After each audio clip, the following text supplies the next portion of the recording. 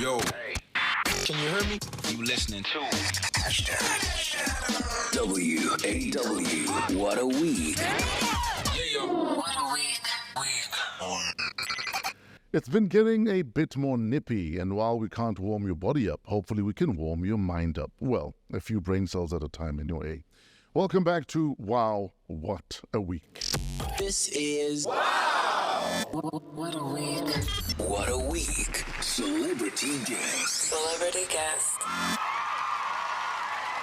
He once worked at Marine World in Durban, then won a competition which saw him go to New York City to the New York Film Academy. We're not sure which one gave him more preparation for dealing with other actors, being in the Big Apple or working with animals that make strange sounds. However, we're pretty sure he's quite the class act. Please welcome Sdumo Mtshali. What's up, brother man? Thank you, man. Thank you. So which Mtshali are you related to? Which are you not related to? Let's just get that out the way. Which one? The famous ones. Aren't there any famous Mtshalis out there? There are quite a few. Anduami Yeah. as Uthembi Mtshali, Aha. the actress. Yes. We related. Like related how? Who's related to whom? Anduami, Okay. yeah. On my father's side. Is she your father's sister? No. There's no cousin. Ah, Yes. okay. But okay. she is my father's sister. Yes, we don't have a cousin. We have brothers and sisters. I remember when I relocated to Jersey. Yes. It was January 1995. Why? And a friend of mine brought me to the Market Theatre. Uh-huh. We had a couple of drinks, and she was sitting at a table. Wow. I was so starstruck. I wanted to ask for autograph. I wanted to say something, but I just stood there. No, she's an amazing woman. Amazing actress. I mean, I've been watching her since I was a child. The school is nice, you know. Yes, sir. And then you realize, no, I do akulu. So I guess it runs in the family, you know. Let's go back to your childhood. Tell us about Yes. your childhood. Born, raised where? Born at King Edward Hospital. Yes. And then grew up in certain parts of Durban, Clermont, and then moved to Lamontville, Sure. and then moved to Montclair. And now my family is in Hillcrest. You moved on up. Yeah, everywhere. So what's the dream at that stage? I mean, you're growing up. What's your typical childhood like at that stage? Oh man, playful. Yeah. Dlalu tushu, you know, cops and robbers. You know, soccer is one of the main sports. And then as time goes by, I'm starting to really watch my parents. Yeah. You start asking yourself, who are these people really? Yeah. So what were they doing at that stage? My father at that stage, he's a teacher. Yeah. My mother is a nurse. And I'm watching my father a lot because, you know, as a boy, you watch your father. Yes. You watch their every move. And then I'm watching him watching cinema. And I'm like, wow, this thing is powerful. Because, you know, as Abada Bamiyama, we react whenever we watch something. Yes. So my father is a big reaction person. Every time he watches something, so you're hearing all these sounds, and you're, Yes. and you're hearing all these sounds, and you're like, what is this thing doing to this man right now? Yes. And then a big and my father was a collector, by the way. Oh, yes. So he collected a lot of vinyls, and he collected a lot of cassette, you know, those Yes. VH. And then he would record all the movies from either Mnet or SABC 1, 2, 3, or 4. Yes.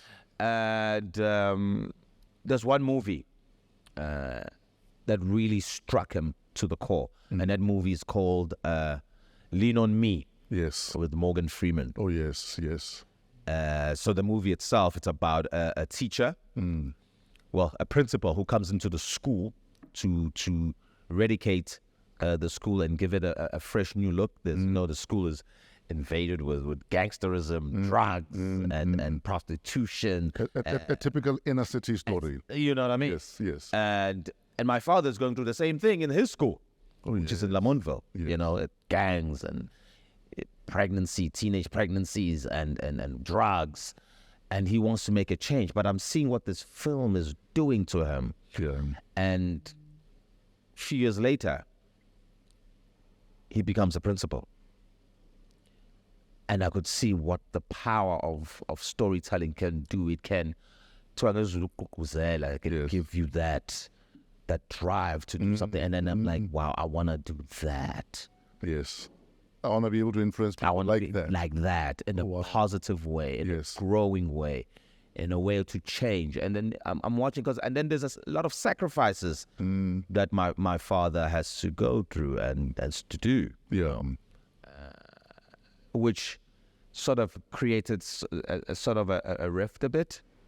But as the sooner as you grow, you become a man, you realize, these are the things that men have to go through.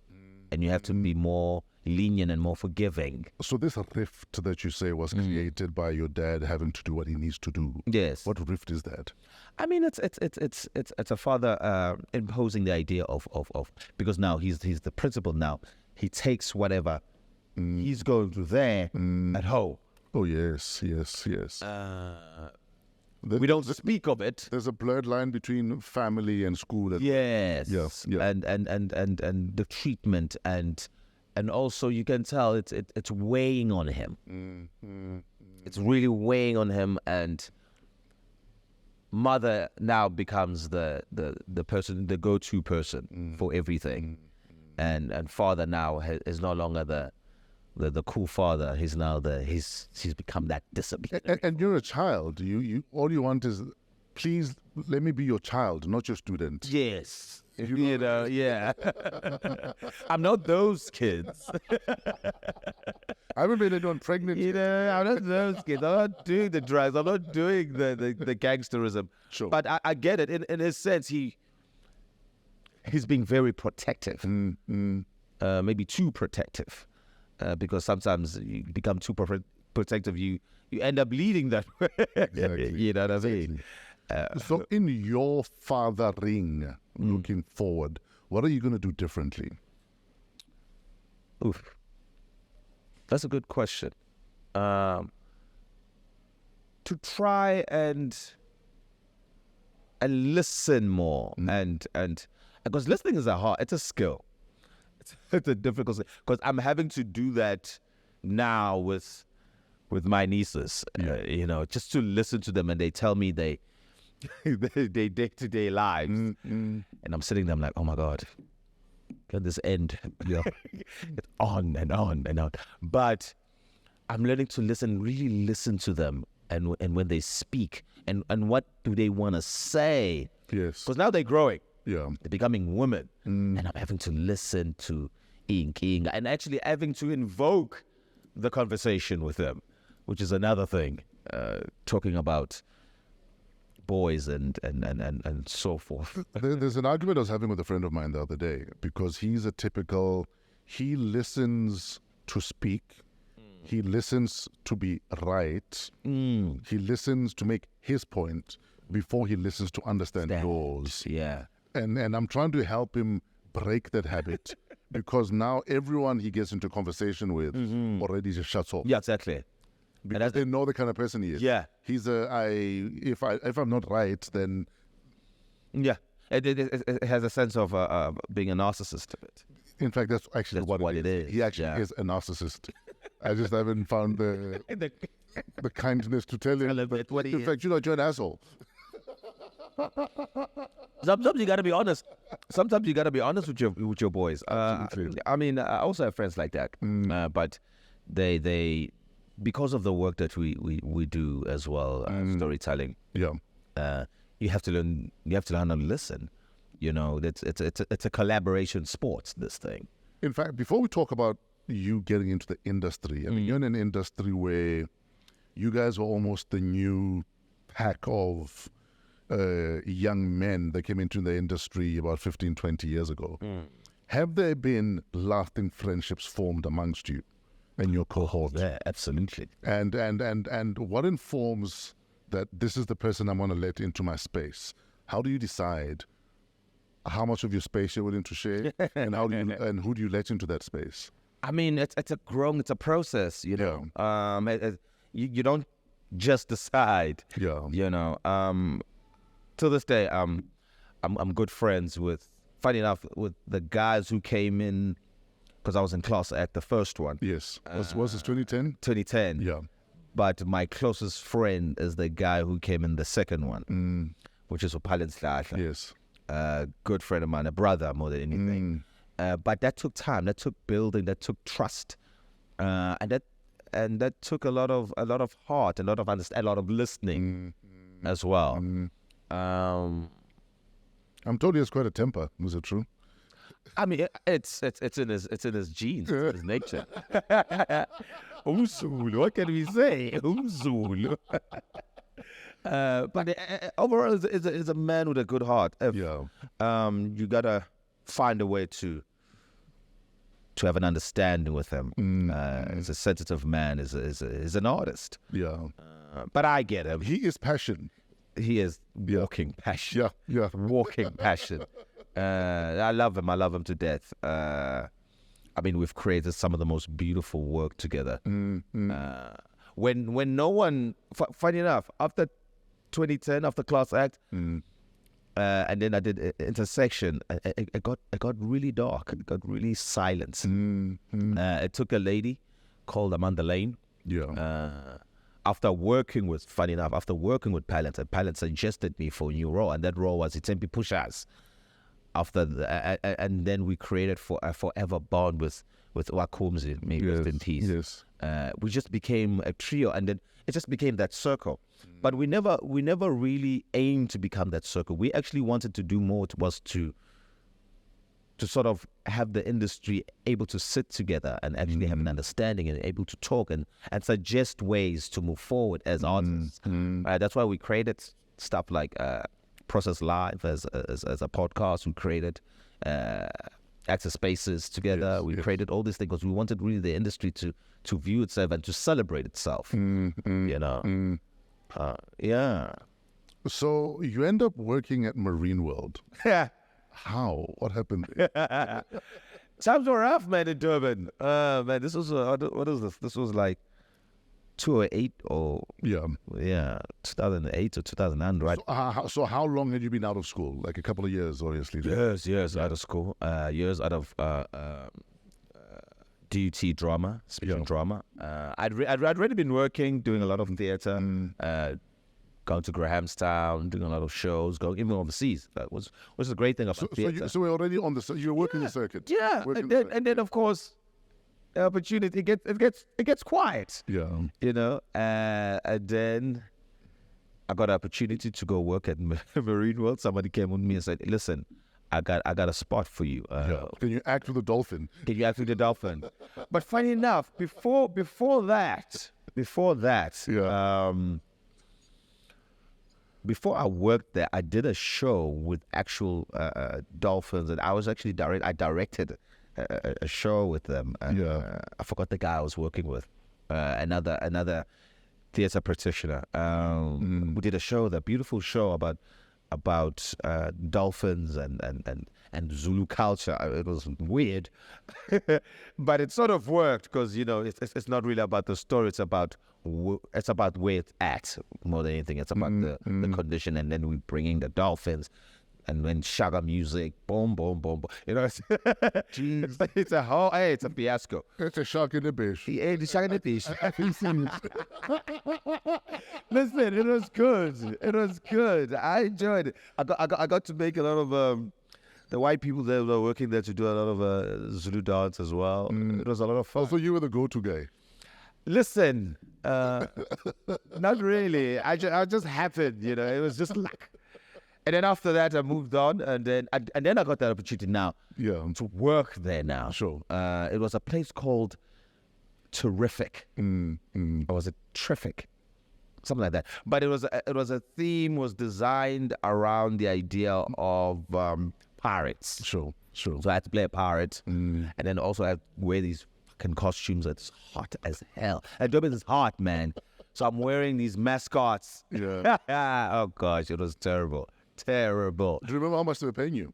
Yeah, I do. It wasn't bad. Yeah. At that time. Yeah. I was getting like 5,000 a month because I had to create a whole thing as well, a whole show. So this is 2008. This is 2008. It was rubbish, though, eh? That was fucking rubbish. That's terrible. But others were not working. Yeah. Others were. You had $5,000 a month. I might have $5,000 a month. Yeah, You know what I mean? yeah. I all went to the rent, and then I'd survive a bit with what I had. But yeah, and at the same time, it also did a lot for black tax as well.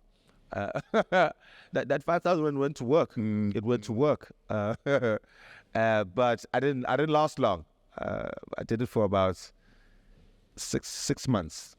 And then how do you find out about Class Act and figure, I've got this? I can do this. First person was a friend of mine.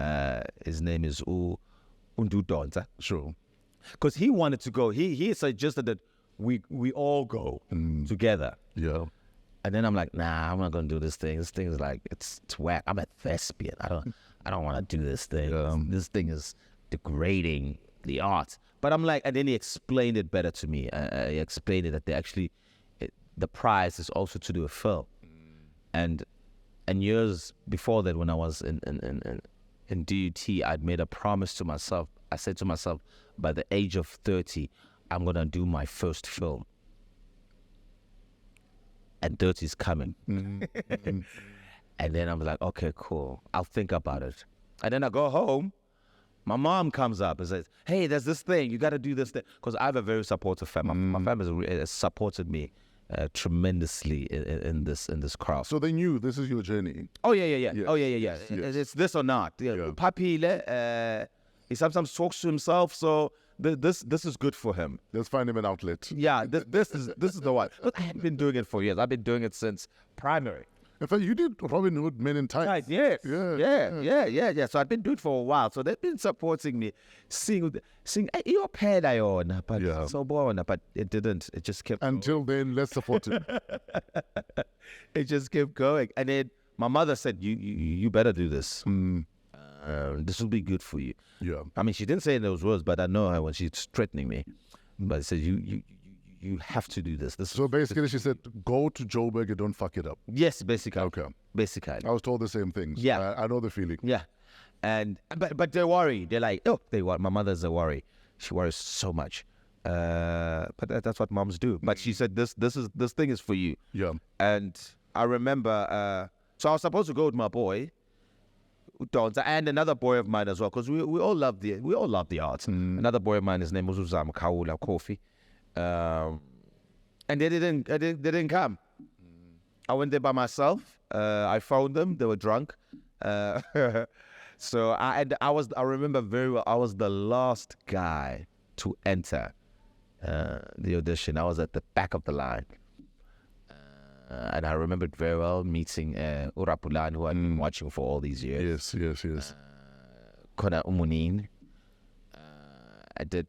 Luckily, at that time, I knew what a monologue was. Most people don't know what a monologue is. Most people think a monologue is something that you have to write yourself. Yeah. Not really. A monologue is something that somebody of who is a writer, who has created something strong, because now you have to hit certain beats, not just I'm just gonna cry. Just lend the line.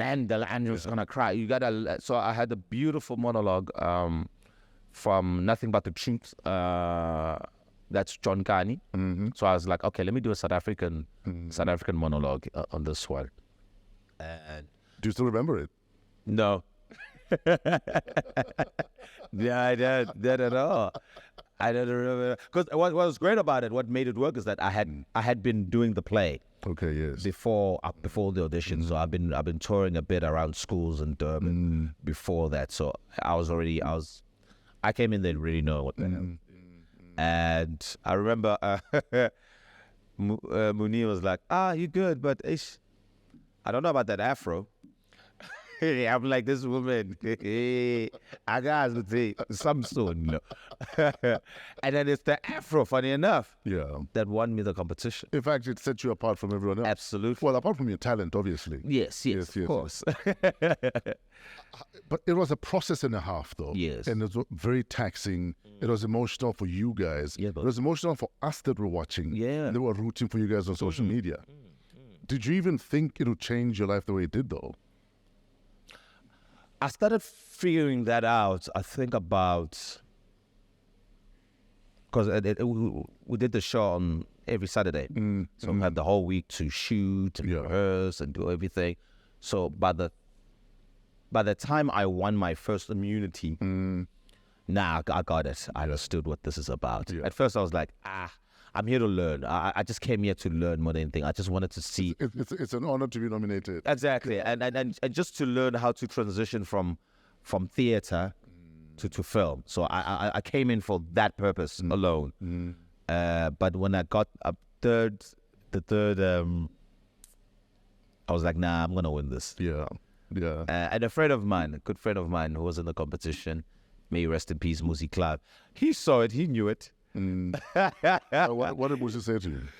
It was like, you always say, as amazulu vele uzowina vele ngoba amazulu, so you niyasupportana vele. But yeah, of course we do. Of course we do. You're telling all of us. Yeah, supportana vele amazulu.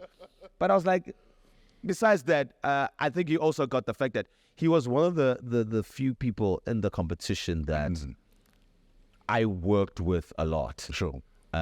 When we were rehearsing, he'd come to me and like, dude, check my thing, and this is what I have. Yeah. And then I'll ask him to do the same. So we actually helped each other to become first place and second place. We really did. Like, we bonded and we helped each other, and we'd watch each other. Even when we were shooting, we'd watch each other and direct each other. And it's often because there's a healthy rivalry that you're able to push yourself. Yeah, absolutely. Because when you operate within your own orbit, you often think you're better than you are. Yeah. Because you don't know any better. And no one is and this medium, you being watched. Yes. So you're not watching, you don't know what you're doing well. Yeah. And to have someone who's very honest as well while competing. Yeah. I think we also got the fact that we want to actually make this a great show and a lesson for people who are watching television, watching any show, that this is a job. Yes. As well, and we taking it seriously and to push the excellence of it. I think I remember Donovan Marsh, the creator of the show, who also was the creator of Inamba Namba and all these other shows. He did come in when we were 10th place most watched shows, Class Act. Yeah. He came and said, you guys are doing a great job. Keep at it. Keep pushing, not just for yourself, but actually for the entire show itself, so that it gets passed on and we have another season of it. Yes, yes. And that's what happened, is that the show was such a demand. It's still a demand to this day. People still ask me, listen, can we have Class Act again? Dude, it's not mine. And it needs money. It needs a lot of money to do that show. What do you think the industry lost when we lost Muzi? Oh, man, you lost somebody who, for me, because for me, he was... Well, apart from a damn good-looking fella. Yeah. He was also a leading man. Yeah. He was, isn't it? He was a leading man. He had this James Bond. Yeah. He saw himself. What I loved about him, he saw himself at that high level. Yes. I mean, he put it on in times. I'm like, I always dim him down. Be like, man, don't worry, you came second place anyway. You know, we had that kind of spirit in each other, you know, because even when I leave or go home to Durban, they always be like, please don't come back. Yeah. Don't come back. We don't need you in Joburg. Yeah.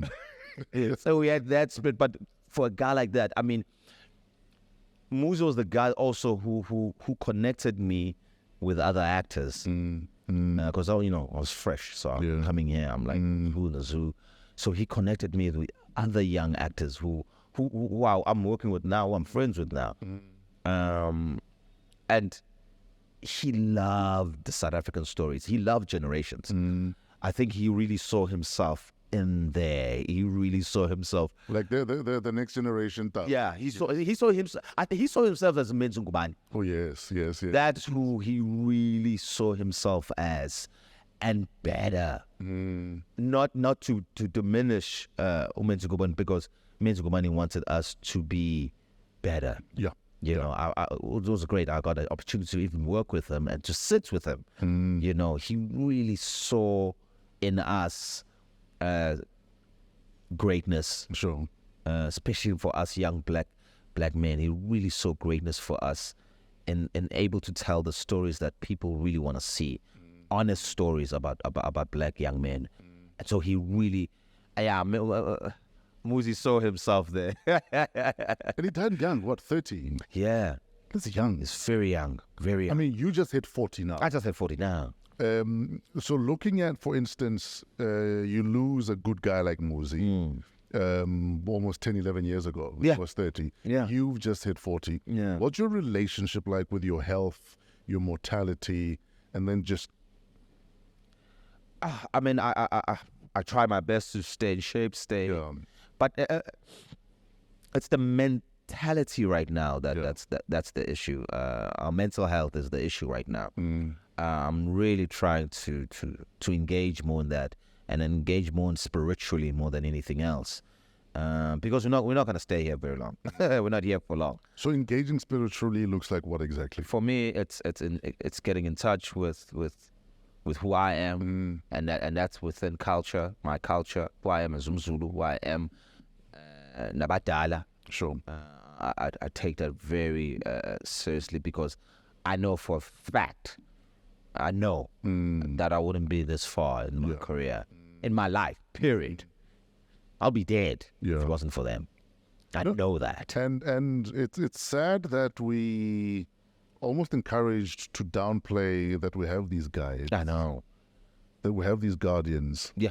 That often clear paths for us. Absolutely. Or guide us. Okay, guide us more than anything else. You know, but it's almost like we're told that, no, that's not how we do things. And even to speak of it. It's uncivilized. You know what I mean? It's to speak to savage. And having those kind of conversation with your own people. Yes. You know, who have been so Christianized, as if that's the only form of spirituality there. That's impossible. Yeah. That's highly impossible. Yeah. So I've had to learn that as time, because I come from a Christian home. I come from, but we never lost the cultural side ever. We still practice it. We still believe in it. It's within us. Sure. You know, I believe I'm here because even my name, Sdumo, it's my grandfather's name. Ah, yes. And I know he's been protecting me for a very long time. Still is, because he sees greatness for me. Sure. And I know that he tells me, you know. Yeah. So you win Class Act, you travel to New York, you shoot in Number. Yes. You've just shot in Number again now. Josie Gold on Netflix. And you know, taking nothing away from what you guys did 13 years ago, 12 years ago, the two movies are like chalk and cheese. And you know, you talk about you look after your fitness, and you know, the first 10 minutes watching a Number, I was like, nigga been running. In fact, let me tell you what it reminded me of. So Mendoza did jersey number 10. Yes. And Mendoza was being interviewed by Rude Boy Paul and Onati on YF. And so he's describing how it was shooting jersey number 10. Yeah. And he's like, yeah, you know, we'd run for 10 kilometers, and they say, cut. And then come back again and hit it again and again, the same speed. So watching you run like that, I was thinking about Mendoza telling the story. And then after the scene, what plays? A Mendoza song. Put your back. I mean, that's smart of them. I didn't realize that. I didn't realize that. I mean, no, this one was tough. Yeah. But also, I had to play that too. Sure. You know, but the preparation for it was... You went all out for this role, though. Yeah, absolutely. Because you can tell that this guy is fully invested. Yes. I'm sure that days you'd get back home and you'd forget to get out of break. Oh yeah. No, what was great. What was crazy is that I was shooting 2 shows at the same time. Oh shit! All right. Yeah. So the other show will give me a chance to just step out a bit and then come back. So it teaches me that balance between Switch it on and off. yeah. Yes. But with this one, oh man, it was tough. I had to train so hard for this one, and knowing that as well, it's been 10 years. Yes. Because with the first one, I came in, I was fresh, I was ready. I could run that like nothing. You know what I mean? I'm dirty. Yeah. You know? But maturity-wise, I wasn't as strong as I was now. I came in there with the first number was more of an ego. I'm coming here to prove myself. Yes. Especially to those who say I didn't deserve to win. Deserves to win. To all of Musi's fans. Yes. This is for you. This for you. This one's for you. I'm here to prove myself. And then also I'm surrounded by great actors as well. Yes. I have to step up. Yeah. I'm lead. They're looking at me. They're like, "Hey, Lentwana is one's that," But funny enough, it slipped on me. Yeah. They were so supportive. Those Klubi especially. She was just a sweetheart. She was amazing. She is amazing. Yeah. She really held my hand and Packet of dynamite then. Yeah. Yeah. She was fantastic. And Israel. Sure.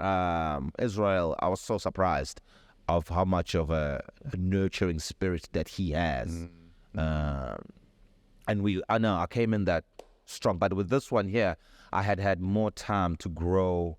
In number Josie Gold, I had more time to grow, to be more mature, to really understand even how the set is so designed and where to hit the marks that needed to be hit. I'm not saying I'm as calculative as possible with it. Sure. But I know when to hit the moments and how to hit the moment, and to work with someone like Donovan who demands. I mean, he does about 6 setups, give or take, and then he'll do about 9 to 10 takes. Jeez. So you imagine that running now. You look like you're running at least 2 kilometers at a time. Dude, running from Hillbrook Yeah. to Mandela Bridge is not a joke. So now imagine you're the cameraman. You think your job was hard. I mean, I had to set up. I had to stay in it constantly. They just had to set it up. Yeah. But no, they were a great team. And it was the same team. It was the DOP, Tom Murray, the same one for Inamba. So to watch him as well, how he has grown over the years, because he's done some beautiful work even overseas. To bring his talent this side. I mean, I think in number this one, it's so mature and so clever. It'd be sad for South Africans to miss how clever it is. And it's such a shout out, because that's what a filmmaker does. He does a lot of shout out to other great films. Because if you look at the first interaction that I have in the film with the so-called Hyena Man, that style of shooting, it's an Italian cowboy style of shooting. Those who love film will know it. The spaghetti westerns. The spaghetti westerns. Terence Hill, Bud Spencer type. Yes. So that style, you gotta be a lover of film. Yes. And there's different styles within it that play with. So it's a film for filmmakers. It's movie art. It's movie art. Yes. But you also did your own stunts. Absolutely. Why do you think you're Jackie Chan now? Because I've been doing it since I was a kid. So no, I needed to give it all and to really I can't shorthand anything. Yeah. I have to give everything. I mean, literally, I sweat, tears, and blood for this thing. Literally, and I want to give everybody what they deserve. I mean, I believe that when people watch you on anything, they've invested in you. Yeah. They've taken their time out to come there and let them not have regrets. So and somebody who's seeing you for the first time, they're gonna be like, okay, what's going on here? There's something special here. Yeah. And that I come on with that in every role that I play, I come on that there's always somebody new watching, and I'm gonna give 100% every time. It doesn't mean it's what I do is right or wrong, but I'm gonna give you the strongness of me every time. And I think we take a lot for granted in our careers in the arts. Yeah. That we cruise along so often that we forget that if you're not giving 100% all the time, then you're on your way out. Yeah, and people will see it. Trust me, people can see it. Yeah. If you're not giving, If you're winging it. they can see it. Yeah. Because it's this medium. It's a feeling medium. We're here to feel. We didn't come here to just sit and be numb. Yeah. We paid Netflix. Already we've paid. We've paid, and we're here to feel. Yeah. And I take this job as that I'm here to serve. I'm here to serve, and that's my purpose. And I will serve, and I will teach my people, especially young black people. I will teach young black men, whatever the lessons may be. But I'll find a way. Like since I was a kid, since watching Lean on Me and what it does to my father, I want that sort of reaction. I want the young kid who's watching their parents react to the work that I do so that they propel. Absolutely. Yeah. What conversations are you having with your dad about your work? He's such a good crit. I mean, you can never put it the right words, but I get what he says. But he doesn't watch me as a fan, but watches me, which is great, because that's what I've always wanted. He needs to watch my work the way he was watching the Lean on Me's, the Shalaba Fileo. Yes. He must always react.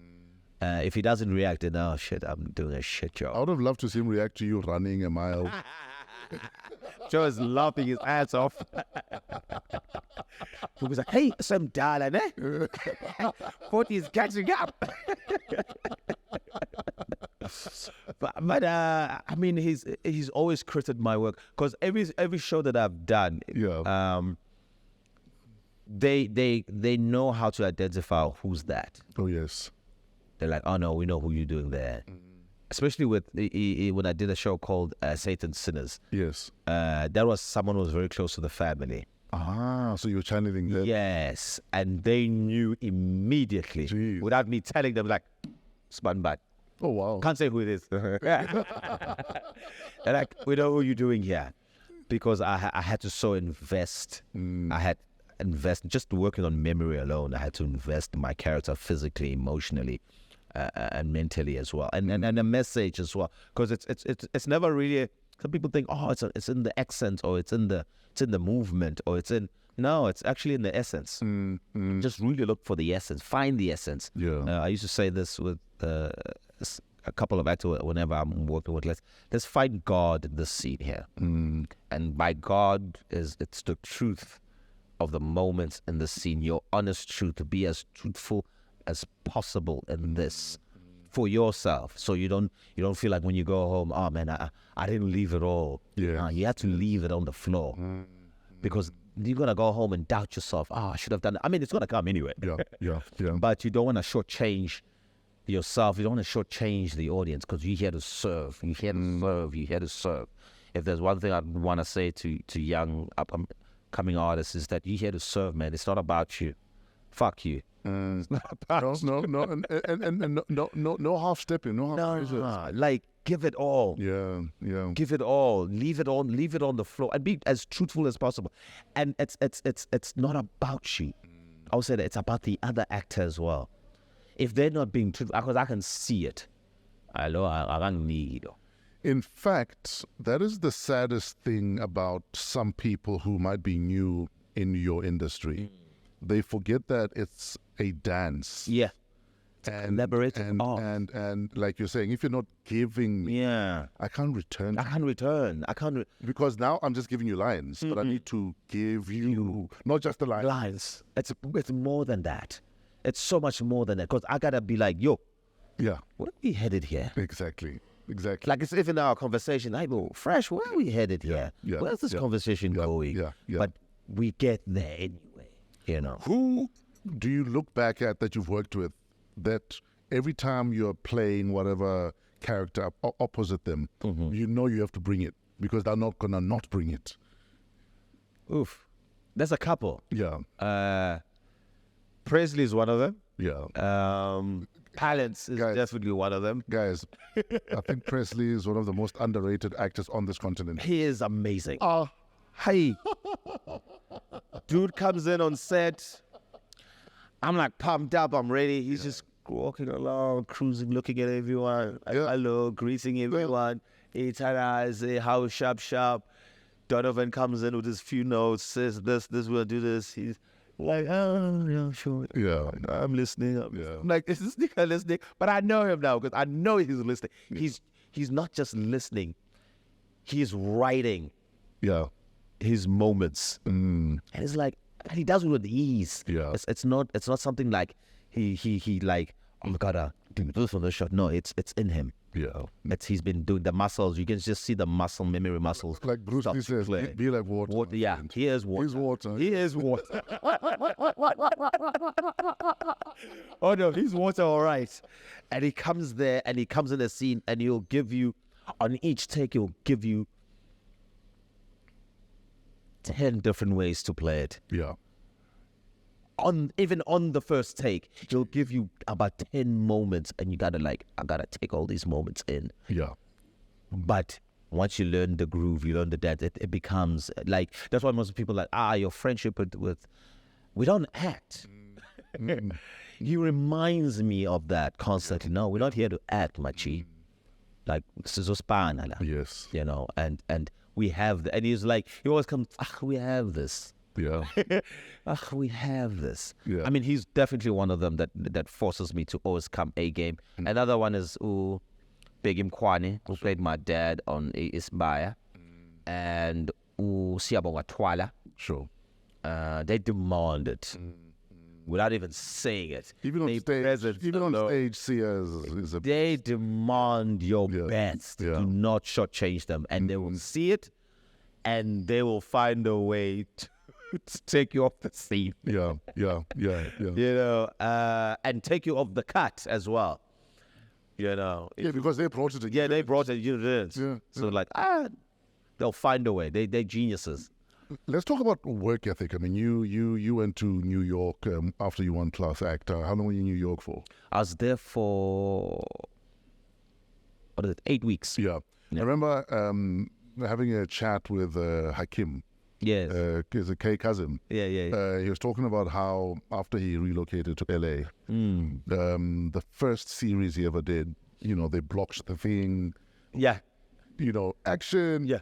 And he did his thing, and then he's like, "Oh, they're moving on," because he's like, he's not used to everyone does one take and we're good and we're done. And it's like, in Hollywood, everyone is so prepared. Yeah. Like, they're so prepared. There's no time to fuck around. Yeah, even they're so prepared, even to the guy who's doing the lighting. Yes. To the guy who's actually sweeping the floor for the next scene. Yes. They're so meticulous. Yeah. It's beautiful. I when I was there, I remember I was walking in what's that the city where there was In Times Square. Times Square. Yes. It was there was a place I saw that they covered it. I only realized later they were shooting something. They like everything is so detailed. Like, you don't walk here, you don't do it's so protected. Yes. But it's a level that I believe now within Number Num, just doing in Number Num. I've been fortunate to have done other works like Madiba as well, working with Americans. Yeah. We can be there, and we are there now. You know, that was a great thing about working in Number is that even you having the Netflix people. Oh, yes. They're coming there to sit there and they're watching. And our checklist. Yes, they're coming to watch. But they're not like, oh, no, we on your shoulder, we watch you. Yeah. But they're there, and I appreciate that. And then you get to talk with them and you find out of them how excited they are about the project. You don't get that with many other our local shows as much. I wish you would have. Are we on track, though, as an industry? There's a lot of things that still need to be done, especially when it comes to protecting artists and not just actors. I mean, artists in all fields. We definitely need to fix that. We need to fix the royalties. Like how I love how our musicians are so diligent in that. In fact, we had Sis Connie Ferguson here a couple of weeks ago, and we were talking about the whole royalties thing. Yeah. That even if the show I did 20 years ago is licensed for $50, if 99 cents is due to me, I need my 99 I need it. Because you don't know. And it all adds up. Yeah. I mean, it would have been great, especially during COVID. You know, we all needed it. We all needed it, and so many things were on repeat.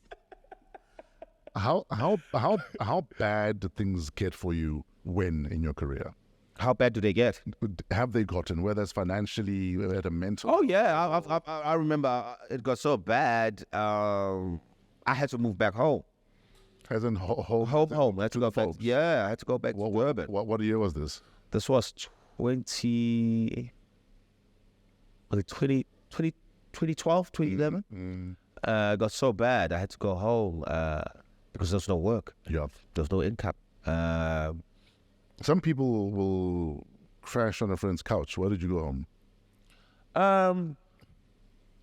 Nah, I wanted to go home. I wanted to have that feeling. Yes. I'm like, I'm surely going. We all deserve that feeling. There's always someone ready. Yes, to be that line. I'm sorry, going. We need that. We truly need that feeling because look, it pushes you. But also are very toxic as a people. Exactly. Yo, just waiting for failure. It's almost there's always someone just with a notepad waiting. Just waiting. Even if it's for 50 years, they're waiting. You've been pushing this thing and they're helping people. Nah, I gotta wait. So when did you decide you were ready to re-enter the fray? What was great is that also when I went home, it allowed me to prepare now also for the first in Amanapa. Oh, yes. And I remember my mother was like, no, come back. Boy, it was a kind. It's you're not doing anything. Yeah. To compare it. And the food is better. And the food is way better. way better. Come home. Music. As come home. It's like, Andile, please find my son. Love Adila, by the way. I love it. Shout out to Adila. I went home. It allowed me to prepare for number and just get stronger. And what's great as well, now with that, I get a call. Just as I was leaving, I get a call from Amanda Lane. Yeah. Says he's got something for me. But it's going to take some time before we get there. But what you can do now, since you're at home, we'll keep sending you scripts. Okay. You can jot down what works, what doesn't work. So she allowed me to build the character of Ukoti on Tebi Pushers while I was still. Well, you were there. Okay. Yeah. Also, you had the part already. Hey, we still had to convince SABC. Okay. And the only way to convince SABC was audition, which was great. I already had this preparation anyway. Yes. So when we got to the... You were ready. I know. It was fire. I knew that you don't need to explain to me who this character is. I made this character, which was great. But the only trick was, do I play... There are three characters. So there's Kuti, X, and Ngulube. Sure. Ngulube was already taken, which was Akumzi. But X and Kuti was just between me and Palance, between the two of us, who's going to play who. But we had other great actors that came through. Sure. But we knew we were going to beat them because we kind of created these characters anyway. You own them. We own these characters. We just had to now convince SABC, which I know these are the guys. And when you have people that are fighting for you anyway, man. Sure. The rest is history. How did you survive lockdown? A lot of people in the industry didn't. A lot of guys went back home again. A lot of people went back to the 9-to-5s that have been career entertainers. How did you survive lockdown? It killed my savings. But I had which was great. I mean, we still kind of worked when there was COVID. There were other shows, but we were just hoping, like, at least, okay, I mean, things like Smile, we still kind of like shot a few things. In fact, I remember hearing about, some sets that were trying to work. Yes. Because obviously, especially for shows that might be shooting Dude, it was a month, weird. 2-3 months in advance. It was weird. But all of a sudden now you have this different ecosystem. Yeah. And then one person is sick and then 20 are sick. Yeah, And then it you was stop shooting. rough. It was rough. It was rough. And then having scenes with people with masks on, Yeah. it was just the most weirdest thing.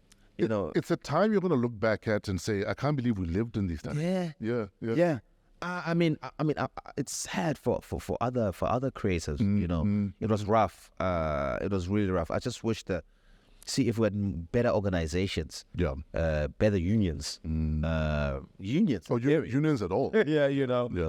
A lot of actors would have been saved. I mean, there's people who committed suicide. Yeah. We heard of because it was really rough anyway. It just got even worse. I think that's one of the things they don't understand with I wish the government would understand better of this thing, that they need to sign this bill, is because there's people who are dying out there, like Literally of hunger. Literally people are mental health, people are killing themselves, people are doing all sorts of things, people are on drugs, people are, like, it's that bad. I don't think people understand. You're a mental health advocate, and our industry alone has lost quite a lot of people. Yeah. I mean, we've been counting the cost of, whether it's mental health issues, financial issues. It's all of it. It's whether it's a Ricky Rick, a Double HP, Shona, name them. Yeah. They're gone. Yeah. How does that affect your mental health state? Oh, it's worrying. I'll give you an example. I'll give you an example. So, for instance, after we lost somebody in that hit, Yes. lost AKA in a hit, a DJ friend of mine who has beef with no people is paranoid. Yeah. And is now wondering, do I take gigs or not? He doesn't want to take gigs. Yay. Because he's become paranoid. Because now it's that thing. Man, pull my line in. Yeah. Now, am I coming back?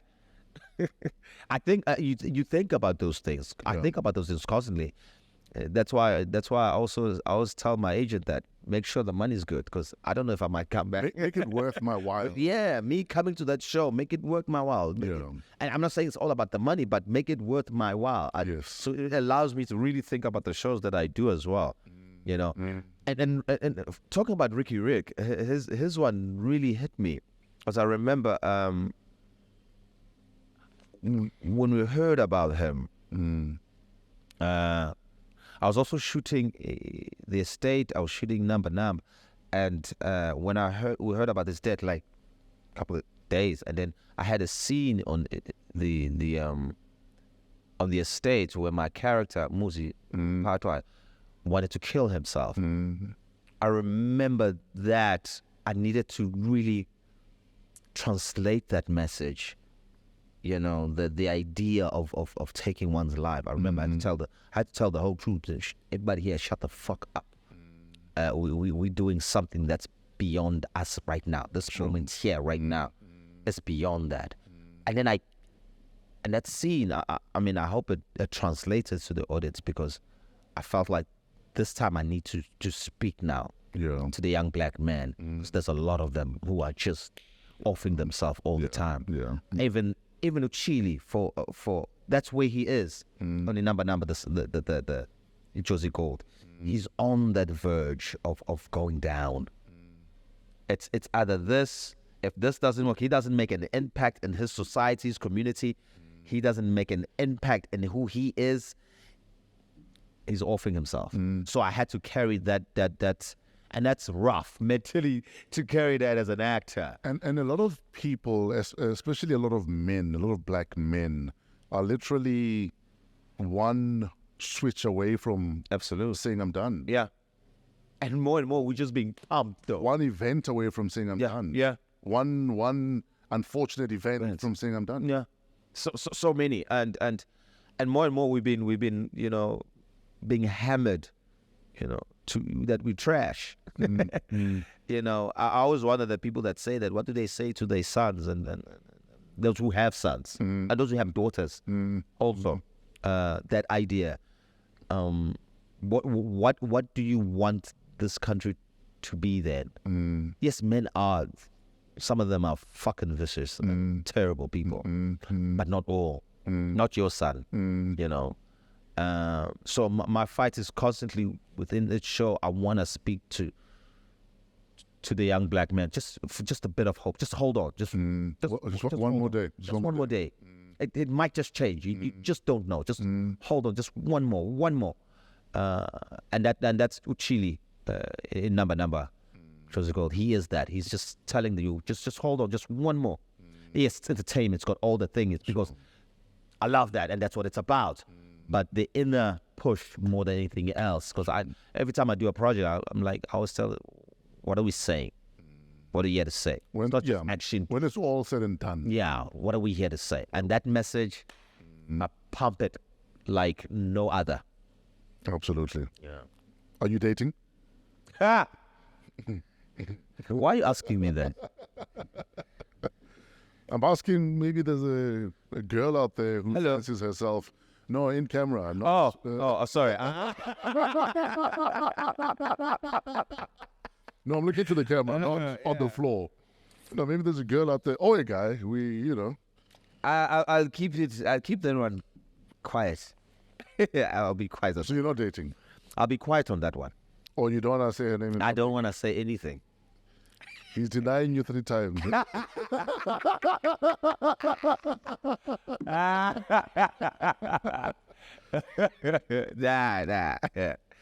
What gives you hope about this country? Because we're living in times where people are thinking the country's going down the drain, turning into a new Zimbabwe.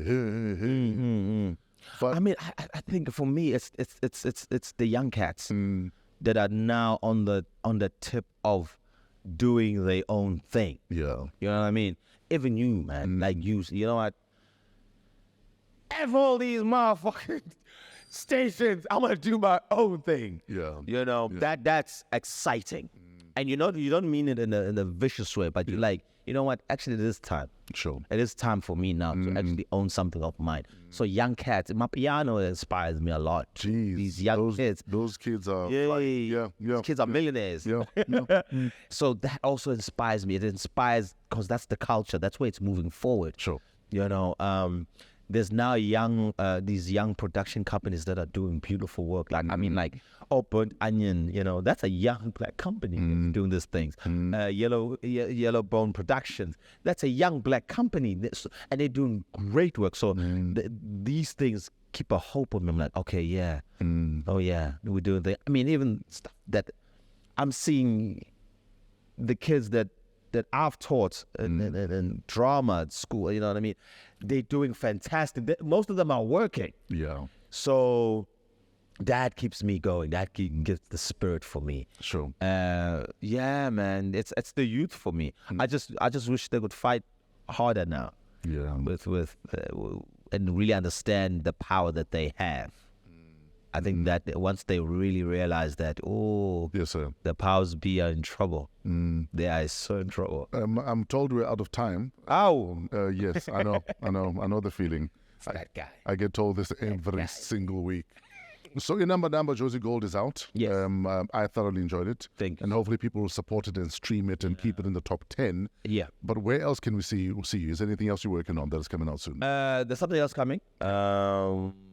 It's coming on... Wait, it's July now, huh? Yeah. Yeah, it's coming this month. I can't really say yet because they said to me, whatever show you go on, tell us. I haven't told them I'm coming. So there's a show coming this month. Is it another streaming? No, this one is not a streaming one. Yeah. But there is another streaming one. Okay. Yeah. So you're busy. I'm praying on it. So you only go home to visit, not to move back. Nah. I go home now to bring the cows. Yes. So that's how it should be. and to give them a heart attack, those that are waiting with a notepad, is he back? Yeah. Here we go. Where's Muzi to save us from this man? Exactly. But brother, man, listen, man, been a fan, like I said, since 2010. Thank you, sir. I think you kick ass. Thank you. I think you put 150% behind every character of yours. Yeah. And I'm hoping you're doing that with every other thing that you're doing. Absolutely. Because that's what young people need to see. Young people need to see that we can't let up. We can't be. We must be relentless in everything that you do. I just hold on. I'm speaking specifically to the young black boy who's just on that. Just hold on. Yeah. Just one more day. It might just shift. I know it's tough. It's tough for everybody. You're not alone. It's tough for all of us. Just hang on. Just one more. Just hang on. Brother, man, we'll see you on the flip side. Thank you, sir. Thank you for having me. And we are done for the show, but not done with the year. If you need it, we wish you a better time on the downward slope to December. But for now, hope you all have a wow week ahead. Shout out to our guest, Sdumo Mtshali. He'll be back again soon. Am Studio, thank you for hosting us. Yeah. Africa Podcast Network, Pezulu works for the cinematography. Our audio imaging specialist, Otis the Floor Fraser. And again, Sdumo, thank you for hanging out with us. Shout out to our creative director, Kuvesh Mohan, and our show producer, Kelezo Mutisa Gang. Email us at waw@africapodcastnetwork.com. We're out of here.